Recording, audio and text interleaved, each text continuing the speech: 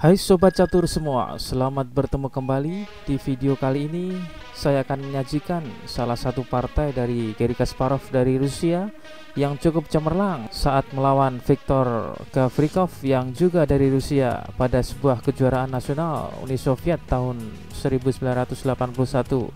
Oke, sebelum kita mulai, di akhir video kita tampilkan kunci jawaban problem catur video kemarin dan juga ada problem catur terbaru yang kita tampilkan. Oke, pada partai ini Kasparov berperan sebagai putih dan Gavrikov sebagai hitam. Kasparov memulai dengan D4 dibalas Gavrikov yang memegang hitam D5. C4 mengajak pertukaran pion. E6 mengcover pion dan membuka jalan gajah.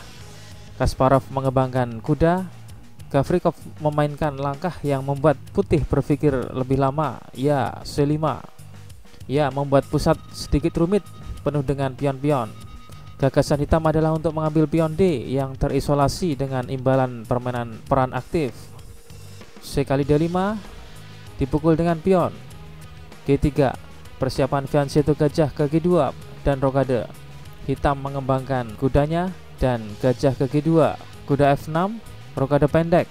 Gajah E7 pengosongan baris belakang untuk rokade. Memanfaatkan langkah terakhir gajah hitam, putih memukul pion C5 dan memaksa hitam rugi tempo, melangkahkan gajah sebanyak 2 kali berturut-turut. Gajah kembali bergerak dan memukul. Gajah G5 mempersempit ruang gerak kuda dengan melakukan pin. Rokade pendek. Kuda C3 D4 mengancam kuda.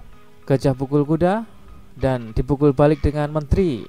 Kemudian Kasparov memainkan kudanya ke D5 mengancam menteri dan sentralisasi kuda. Menteri mundur kembali. Langkah ini mungkin yang paling aman bagi hitam. Menteri D6 akan memblokir diagonal A3 F8 yang mungkin dibutuhkan oleh gajah petak gelapnya. Kuda D2 membuka diagonal gajah untuk melindungi kuda. Sekarang petak terang praktis dikuasai oleh putih, terutama dengan pasukan 2 kuda dan gajahnya. Petak C4 siap untuk ditempati kudanya. Hitam melanjutkan A6. Kasparov mengikut sertakan bentengnya dalam permainan, menyerang gajah. Gajah mundur dan kuda menempati C4 seperti yang diharapkan. Benteng B8, kuda F4, B5 menyerang kuda. Langkah ini tentu memperlemah pengawalan kuda hitam. Putih memanfaatkan ini dengan melakukan pertukaran kuda lewat pengorbanan sementara. Ya, mengorbankan kuda sementara untuk ditukar dengan kuda hitam C6.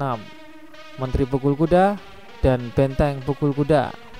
Menteri kembali mundur dan menteri C2 menambah tekanan di lajur C. Kemudian hitam A5 dengan ide mengembangkan gajah ke A6.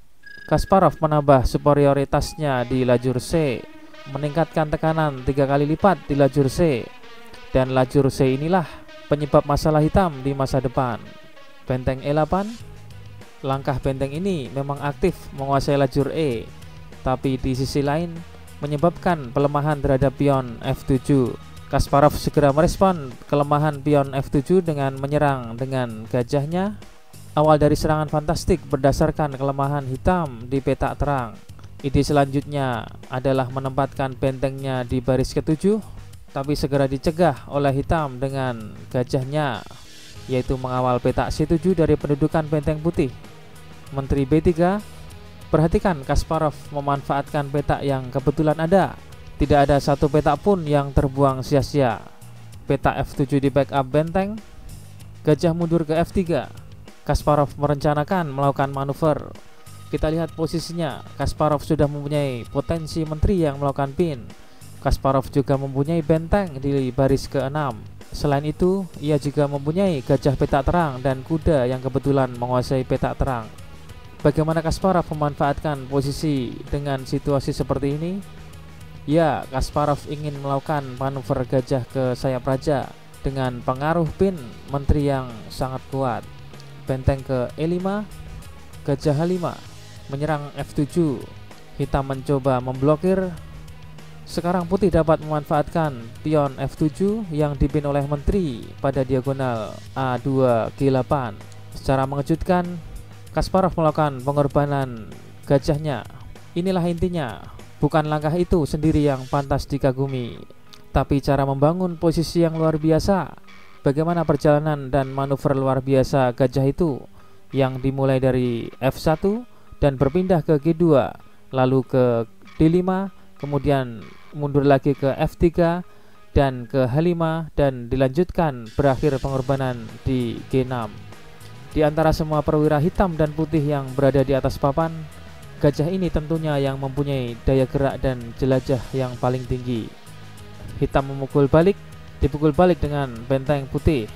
Raja bergeser, benteng H6 mengancam ke H8 untuk mendapatkan menteri. Untuk mencegahnya, raja wajib lari, bisa ke E7 atau ke G7. Bagaimana jika raja lari ke G7? Jika raja bergerak ke situ, maka ada ancaman indah dan brilian dari benteng. Dengan ancaman memukul pion F7, maka raja wajib memukul benteng. Menteri kali F7 skak, raja ke H8, dan kuda ke G6 skak mat. Oleh karena itu di partai aslinya, raja bergerak ke E7. Putih melanjutkan dengan benteng belakangnya maju ke baris ke-6, memperkuat baris ke-6.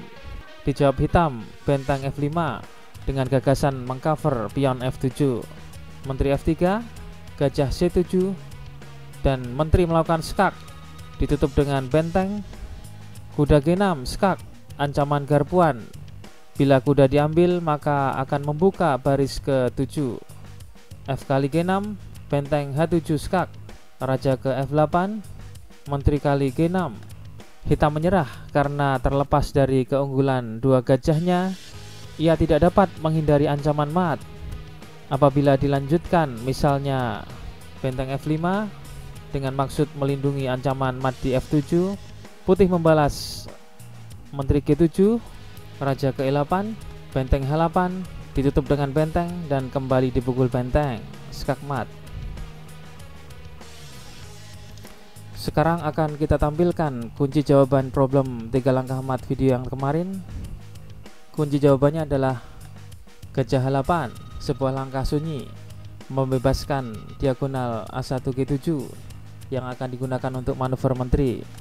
Langkah raja hitam ada dua pilihan, yaitu A7 atau C7. Apabila raja hitam ke A7, maka menteri A1 melakukan pin sehingga memaksa raja hitamlah yang wajib bergerak ke B7 dan menteri G7 skak mat. Apabila raja bergerak ke C7, maka menteri C2. Apabila raja bergerak ke D7 atau D6, maka menteri ke C6 skak mat.